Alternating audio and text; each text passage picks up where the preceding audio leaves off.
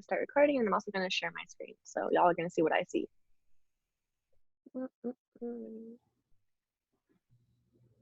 Okay, everyone, let's see. I think it's full screen on. Okay, all right, guys. Today we're going to be doing a coffee shop talk with Period at UCF, who so thankfully was great with just communication. So thank you for that, guys. Like, it's great working with you. So yeah, today we're just kind of a little bit of a forewarning is that we will be talking about just kind of body dysmorphia and other like mental health issues, as well as topics of homelessness. So if at any point you feel uncomfortable, please just go ahead and you know, do what you need to do. If you decide to leave, it's okay. If you want to come back, it's also okay. But you know, just to give you guys a little bit of fair warning, and as well of just some certain community guidelines is that if at any point that you want to speak out or you have questions, just please be respectful of kind of like the conversations that are happening. This is a little bit of an uncomfortable topic. We welcome you to lean into this discomfort. That's how we all grow as people. It's how we learn. It's how we educate ourselves. As always, impact over intent as well. So kind of like keep in mind the things that you might say while having good intentions might impact someone negatively. Just please keep that in mind and step up and step back. If you feel like you're dominating the conversation, please go ahead and invite other people to also take that place and have their fill of talking as well. But we have 2 people in this call. Hopefully this isn't too much of an issue. Yeah, so we're just going to start off talking about menstrual health in Asian Pacific Islander, that's the American culture. And just this is like from some studies that I pulled just kind of regarding the cultures of silence. So like in Japan and China, and as well as just across the Asian continent, being on your menstrual cycle is kind of being seen as unpure, as unclean. Basically, these kinds of, in Japan, for example, like menstruation causes that imbalance in taste somehow. So therefore, women should not be sushi chefs, which is a little bit, doesn't make a lot of sense when you think about it, right? In China, menstruating women are seen as unclean and even so unlucky. Therefore, within like Buddhist ceremonial activities, they're expected to withhold from that as they are on their cycle. Similarly, it's kind of seen as an imbalance of qi. Women should not drink cold things on their period. I don't know if anyone else has heard that. My grandma always kind of, oh, hold on, I think someone else is joining the call. My bad, guys. Oh, also, if you're switching the slides, we can't see it. I don't know if you are or not. Oh, really? Yeah, I mean, I don't know, at least for me, it just shows the first like title slide. Is that a problem for anyone else as well? I think it's because you went into full screen mode and you're sharing your screen at the same time. Like we're just looking at it in like, yeah, now we There can. you go. Okay. Interesting. Okay, Yeah. so you guys can see it like this. Yes, Mhm. now we can. Oh, okay. I apologize for that. I am, oh my gosh, I thought that you would be able to see it. In any case, Now we can yes, see you. this is, here are the, shoot, here are the community guidelines as well as the, yes, as I was kind of discussing about the cultures of silence within kind of like our home countries. Hello to the new participants. We're just kind of talking about menstrual health and how it's kind of seen around like within our cultures respectively. So even like South Asia, it's quite common for these women to be banished, or banish is a harsh word, but essentially like expected to kind of stay outside of the home while she's on her cycle. For example, there was a story of this 23-year-old Nepalese woman who was banished to a small cabin. Unfortunately, she passed away as she was trying to warm herself in the cabin, and she lit a fire, and unfortunately she died from just kind of like the fumes of the smoke, right? And in India, similarly, young girls and adolescents are expected to kind of avoid school when they are on their menstrual period as well. Sorry, someone else is also trying to join the call. I'm trying to. Ah.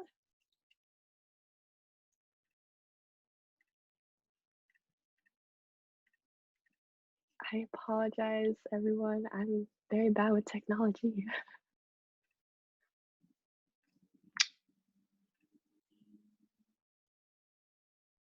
Okay, there we go. I'm gonna go back to sharing my screen then. And yes.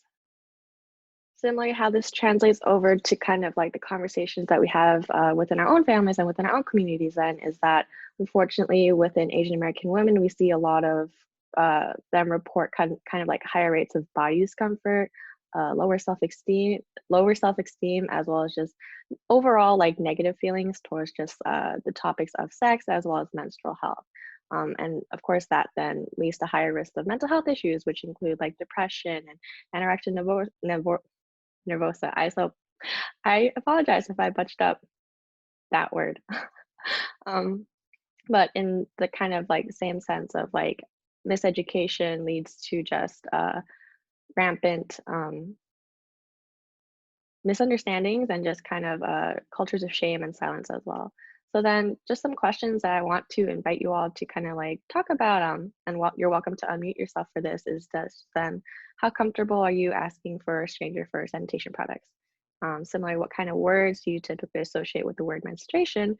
And for you, is it embarrassing to show evidence of like using these sanitary products? I can start. I know for me, like growing up, like in school and stuff, we would all like hide or like at least me and my friends would hide our pads or tampons, like either like in our jacket or like in our, our back pocket or something, just because we didn't want anyone to see it, especially guys. And it was like such a big thing. And other than like my best friends or like going to the nurse's office, like asking a stranger who I wasn't like sure if they'd have a pad or tampon or not. I remember being really nervous growing up. Mm-hmm. Thank you for sharing. Yeah, I also kind of like remember it being like almost like not a drug deal, but it was very secretive, right? You'd be like, wait, you got the stuff, bro? Like, yeah. No, I agree. It's crazy, and it's really just like any other like product that we would like a Band-Aid, it's not really something that we should be too ashamed about, but that's kind of the culture that we've been raised in, not only within like the culture heritage, but also just like growing up in America. It's also like, yeah, you shouldn't talk about those things because it's seen as like unfeminine for whatever reason. That's another discussion on femininity and how that's been developed in America as well. But really it's kind of it's seen as having to like step out of your comfort zone to ask someone for it, when in reality we should be kind of destigmatizing it and trying to normalize it, because it is just a natural body process. It's really just just it happens for a week and it's over. It's nothing that should cause you to be embarrassed. But does anyone else would like to answer any of these questions as well, and just kind of like, let's talk about it, I think we showed a video in one of our period GBMs or something where ads, like some of the ads like Always or Tampax and stuff actually would like I don't think not as much anymore, but before were like actually marketing like the disguisability or whatever of their products, like, oh, it's like the perfect size to be able to hide or put in your jacket or whatever. And that's like the words they were using to like associate having to hide your products. I don't think we see that in ads anymore, but it's just interesting to see. Yeah, definitely. Rhetoric and language, it shapes our worldviews as well. So kind of even like subtly just the impression of having to hide something and it to be concealed just perpetuates again this culture of don't talk about it. Like let's just not even let's not see that as like attractive, Yeah. I think one thing that we have kind of talked about in a couple different meetings is we have always tried to discuss like why do these things happen? Why is that the culture? I think one thing we kind of just noticed was I went to public school growing up, and like at like school, I mean, I remember in 5th grade, I think we learned about like girls were put in one room and they learned about like pads and tampons, like kind of, right? Like it wasn't fully explained, periods weren't fully explained, and then boys were put in a separate room. So like from the beginning, it was again not fully explained. It was something that was like separated. We didn't learn together, even though, I mean, I think that's what makes it like eventually guys just don't understand, and that's where jokes and kind of stigma perpetuates. But just like just food for thought, that I think the problem starts really, really young. And I think that gets embedded, that it's something that shouldn't be talked about, that should be kept on the down low, essentially. Definitely. I also remember my 6th grade talk. It was they definitely like they divided it based off the guys and the girls, and I remember asking like what did you guys like learn about? And I don't think that they learned about anything. They like while the girls were just kind of learning about like puberty and whatnot, the guys were just kind of like, yeah, we were just there. We are just sitting there. What were you guys learning about?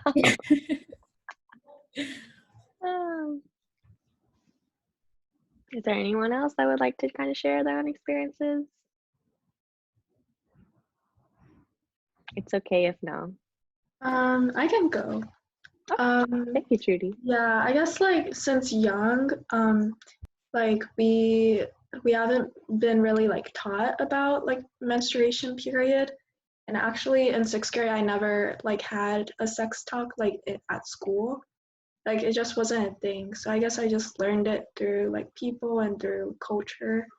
And I don't know, like we have this perception that you know, like younger kids, like they usually don't like talking about blood. So like for me personally, I wouldn't say to my like 7-year-old brother like, oh, so, and like go into full detail on menstruation, but like I would just be like, yeah, I get these cramps because like every month I get these cramps because it's just my stomach getting bigger for in case I have a baby in the future. Yeah. Stomach hurts. That's a good way to put it. Yeah, I was like, that's why my stomach, I'm getting cramps. And So then he knows that like monthly then that you have just periods of time where it's like having the cramps and like kind of the cycle begins, like he's aware of that. Yeah. Because instead of like thinking it's because I ate something bad, I explained like slightly to him about it, though like not correctly, but you know. Yeah, I think it's just important that they have the awareness. Like you don't have to go into too many details out of consideration for the fact like, oh, this person might not just be comfortable talking about like blood. And that is very valid as well. Like some people are just sensitive to those topics. But still, like kind of starting young, as we were talking about, like starting the education of like women's bodies kind of process a little bit differently compared to like men's, you know, and then eventually like with time that conversation can evolve and it can become a little bit more mature. But wow, kudos to you, Trudy, for going out of your way to educate your brother. That's good. Anyone else kind of want to share? I think you can like, there's a raise your hand feature on this as well. So if at any point you want to speak out, like please go ahead and like use that as well. But I think we'll go ahead and move on then.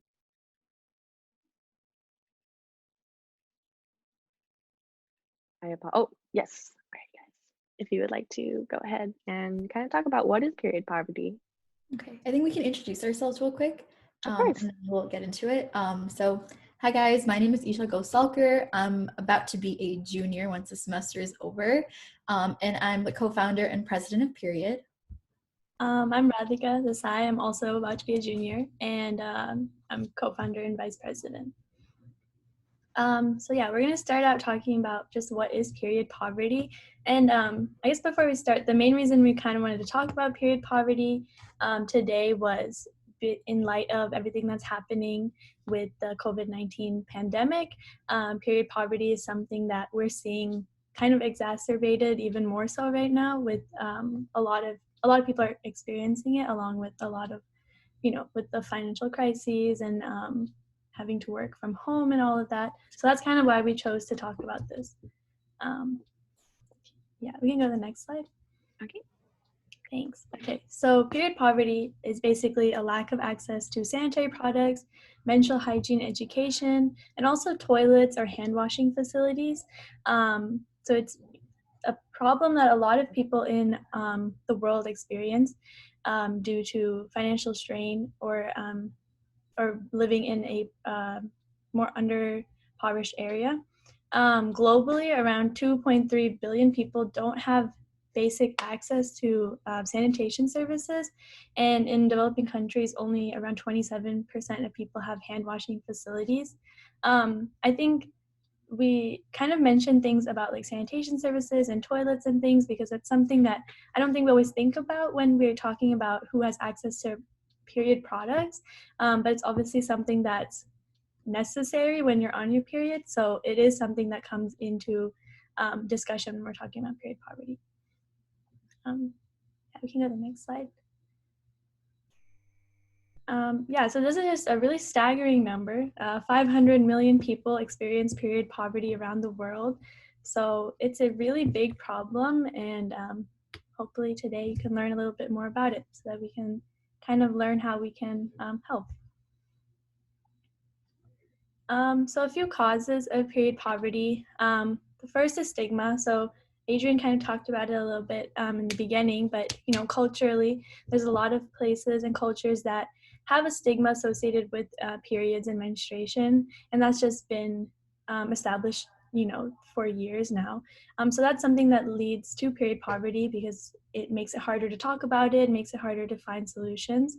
Another cause of period poverty is the cost. And this is something that you'll see, if you're a homeless menstruator or someone who's living below the poverty line, you are facing this conflict of should I buy food or should I buy period products? And when you're faced with that conflict, you will more likely than not end up buying food or things that you really, really need to survive. And this leads a lot of homeless menstruators to rely on rags, old clothing, socks, paper towels, things that are really, really unsafe and can lead to things like toxic shock syndrome or other infections.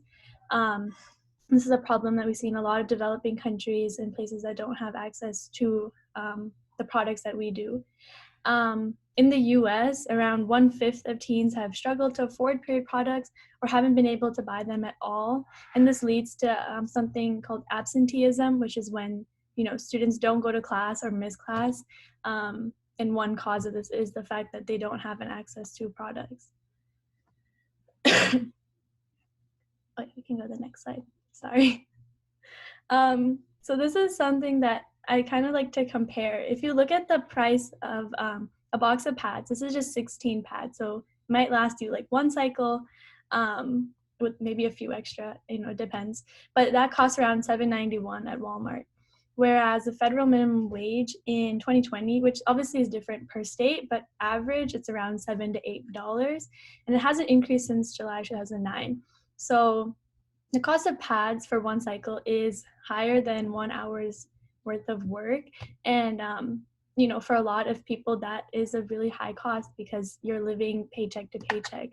And so because of this, close to 12 million women across the US aged between 12 and 52, they live below the poverty line, and most of them don't have access to pads or tampons. Oh yeah, we can go to the next slide.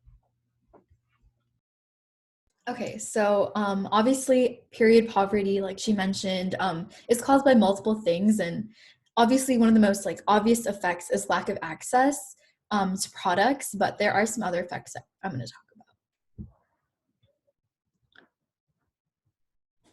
Okay, so just to give some background, so period, obviously we have a chapter at UCF, but is part of a national chapter or national organization called Period, which was started by Nadia Okamoto, who at this point is only 22. She's in college, she's a Harvard student, and just side note, she is a boss woman.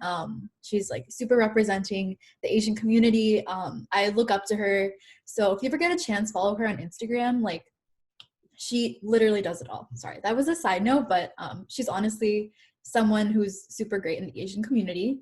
But anyway, so she had this whole idea for Period because she actually experienced homelessness through her early years when she was in, I want to say her teens.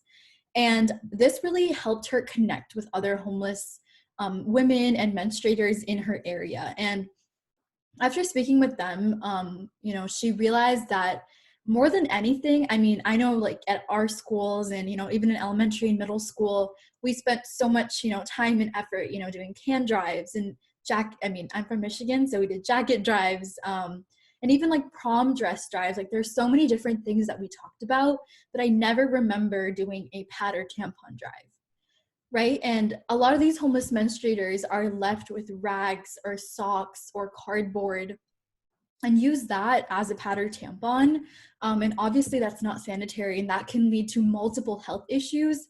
And when they don't have money for pads and tampons, they definitely don't have access to healthcare. So, it's just a domino effect of what that can lead to for a homeless menstruator. I know Radhika briefly talked about, how expensive it is to menstruate, but a little bit more is that an average menstruator spends about $18,000 on their period in a lifetime, which is like 1 year of college education at a good school. Like, that is an insane amount. And that takes into account things like pads, tampons, any medication that you take for your pain, all of that kind of included. And obviously, if you don't have the money to afford housing or food, menstrual hygiene is something that's way down on the list. And, in homeless menstruators, that's why lack of access is such a big problem. And it's even seen with like incarcerated menstruators. A lot of a lot of jail systems, ration how many pads and tampons that they give out. They sometimes have to buy them at the commissary. And again, that by having a price to that makes it seem like it's not a need, it's a want, it's something that should be bought. And again, it's lack of access. So one of the main effects of lack of access and period poverty is absenteeism, which we briefly talked about. If you feel unclean because you're bleeding out, I mean, I know just in general, I'm very fortunate to have access to pads and tampons, but when I'm on my period, I still feel gross and I don't want to move. And, I feel like I can't do everything just because personally, I don't feel the best, right? And that's with access to products. So, when young girls don't have those, pads or tampons, or, adult women don't, that stops them from going to school or work. Especially for work, they don't go to work, they're not getting paid. So again, that can lead to, in the future, not having access to products once again. And, as in your formative years, like, think about how many times you have your period in a lifetime. If every single time you didn't go to school and you didn't go to work, you would never be able to accomplish anything. So this is a huge problem and one that's not talked about enough. So, we're lucky that in public schools here, nurses have to give out the free period products. But again, not everyone goes to school and not everyone has access to good public schools. So UCF has been really awesome. If you've noticed, I think it started off in the student union. In their bathrooms, they do have free pad and tampon dispensers. I did try one once and it didn't even work, but I know that they're trying, and that's the most important thing. Next slide, please. Another effect is disempowerment. So, obviously there's a cultural stigma associated with menstruation as well, but in a lot of just everyday circumstances, shame is associated with menstruating.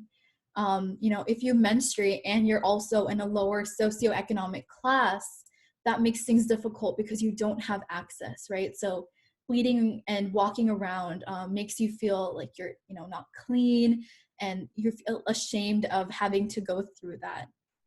Another big, topic in the period movement right now is if you're a non-gender conforming menstruator or if you're a trans menstruator. The stigma and the lack of access that comes with being a cis woman can't even be compared to that of someone who doesn't fit that mold, right? At least in, girls' bathrooms, they have like the little trash can, and they at least have a dispenser that you can put a quarter in or whatever to get a pad or tampon. But, if you're a transgender person, I can't say the same for a men's bathroom. So again, being mindful of those things can make us more aware of the disempowerment that they faced. Again, that leads to discrimination, just because, again, they're ostracized, and lack of proper hygiene can cause multiple other health issues, which makes their period seem like something that they have to resent or something that they just can't control, something that takes over their life.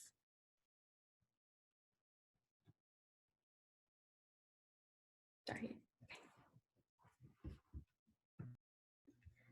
Okay, so we're going to talk a little bit about some current policies that exist in the realm of period poverty. Yeah, we can go to the next slide. All right, thanks.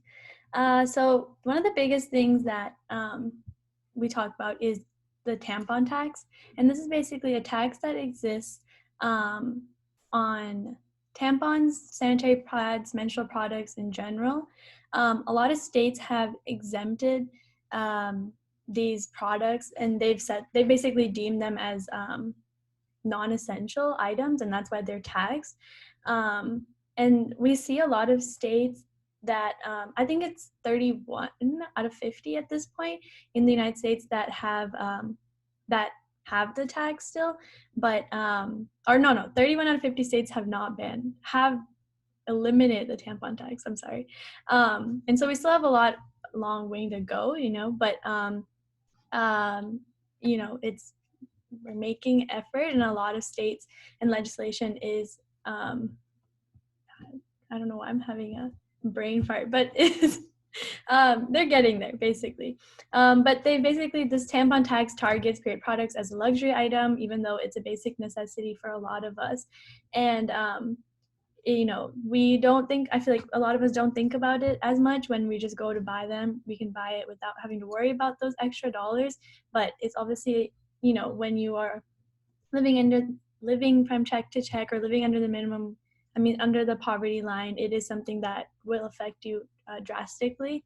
Something that we've found is that a sufficient amount of tampons in public restrooms would cost around $8,000 for a statewide budget, which in the grand scheme of things is not that much for a state and a state's legislation and a budget statewide. So it's really not that much, and that's why a lot of people are trying to change this and try to eliminate this tax, because it's really not that much, and can make a huge difference in a lot of people's lives. But yeah, go to the next slide.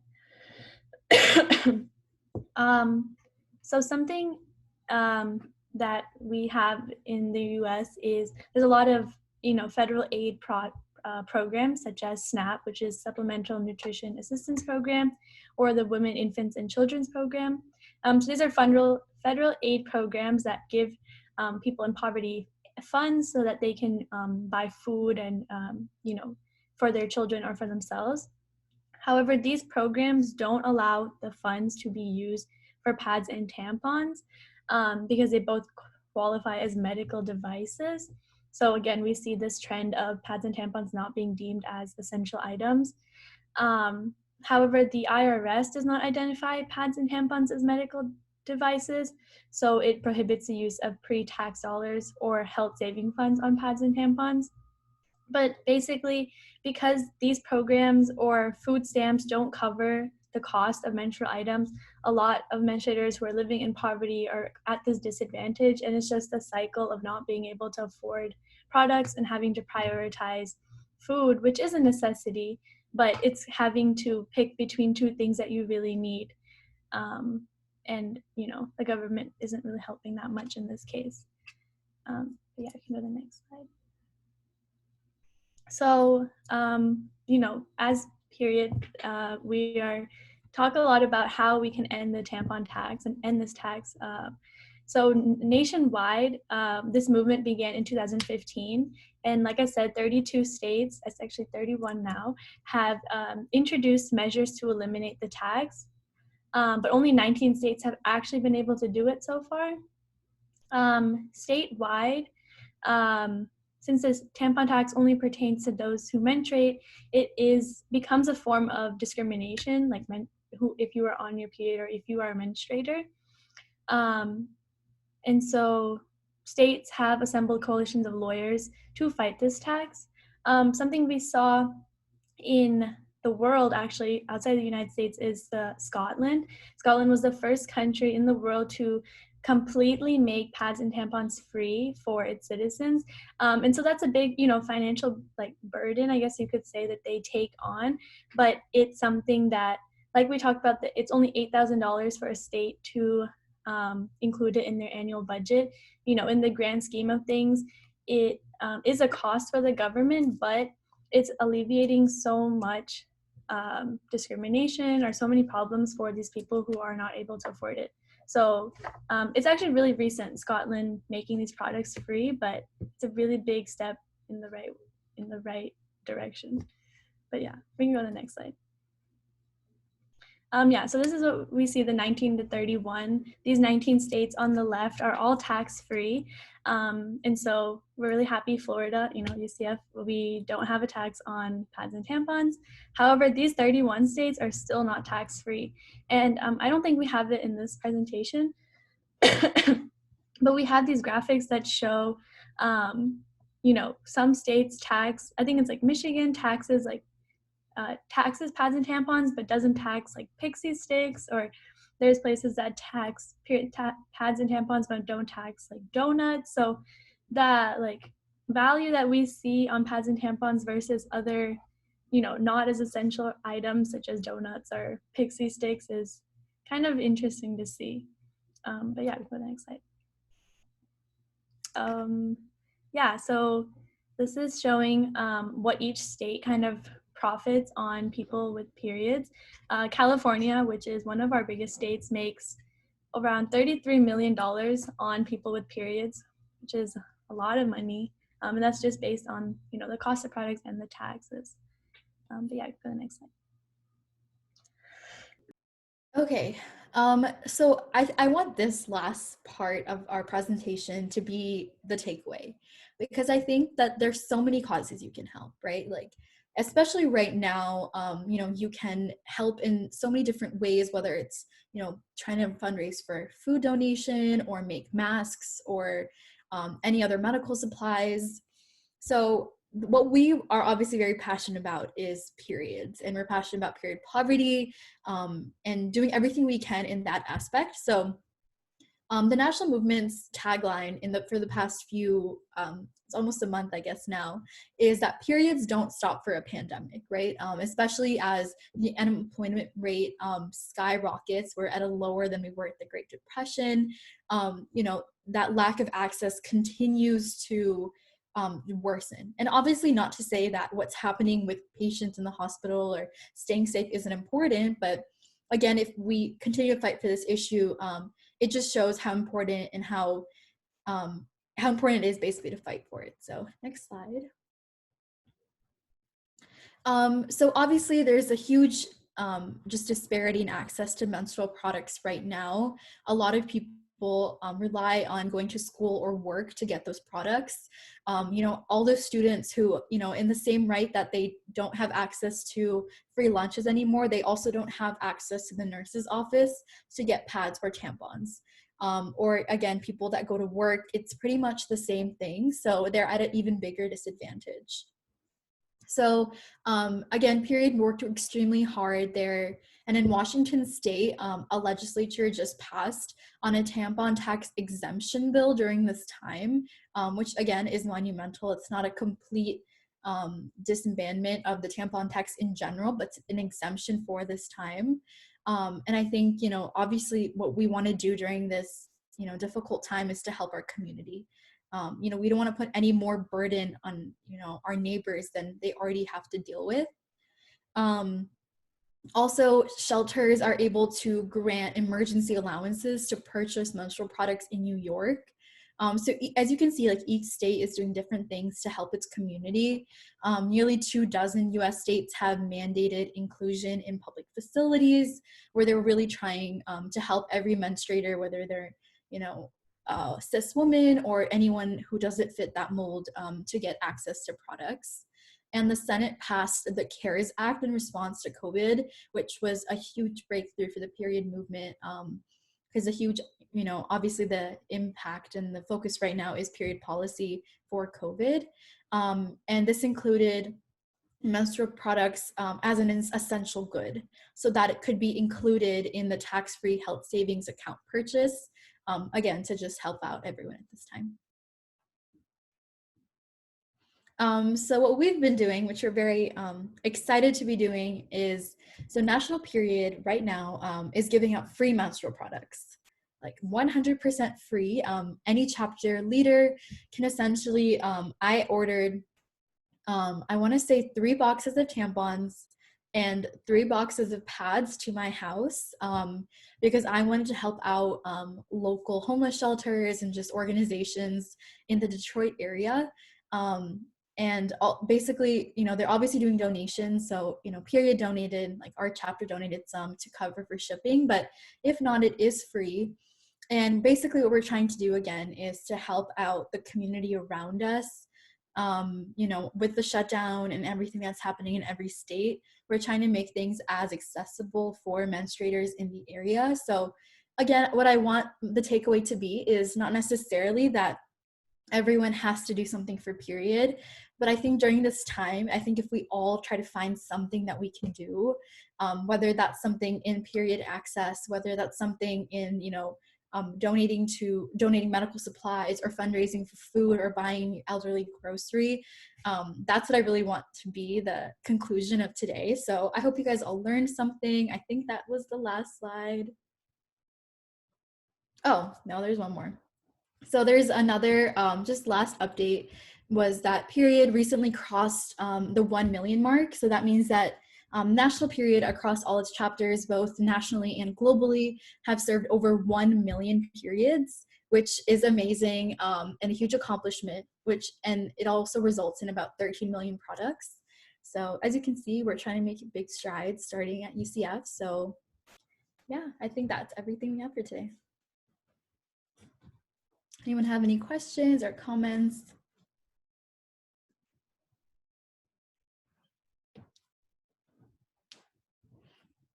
No. Okay.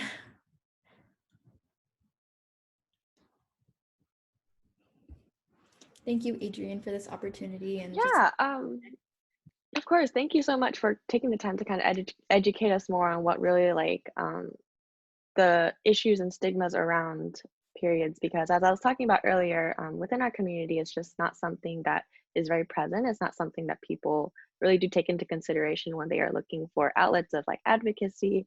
And, you know, just, I apologize, just from this conversation, you know, you can see that there's a lot of outlets to be involved and like to really be present within kind of like marginalized communities, as you were talking about with gender nonconforming people who also face like menstrual issues, and that's not something that you would think about without learning about it, you know.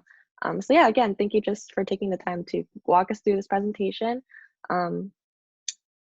Also, like, kind of plug for everyone, please make sure that you fill out the Coffeeshop Talk evaluations. We'll be posting that form on our Facebook page just so that you guys could kind of like you know, help us further develop our Coffeeshop Talk so that they can continue to be effective. They can continue to serve the purpose of APAC wanting to educate our student body and provide outlets for social justice and advocacy and like, you know, those important pillars of APAC. But yeah, again, thank you for taking the time to meet with us today. I learned a lot, and I think if anyone has any questions and you're a little bit too shy to kind of like raise your hand through this Zoom conference call, I'm sure that these two ladies would be welcome to like answer your questions. If you want to talk to me, I can help direct you to them as well.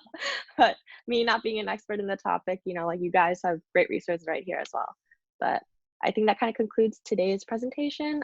Again, thank you everyone for taking the time out of your Easter Sunday to join us today. And we'll definitely be uploading a few of these graphics as well as like the Zoom conference call on our social media pages as well.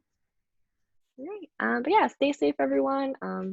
Again, reach out with any questions and make sure you fill out the Coffeeshop Talk evals. Bye everyone. Bye, thank you.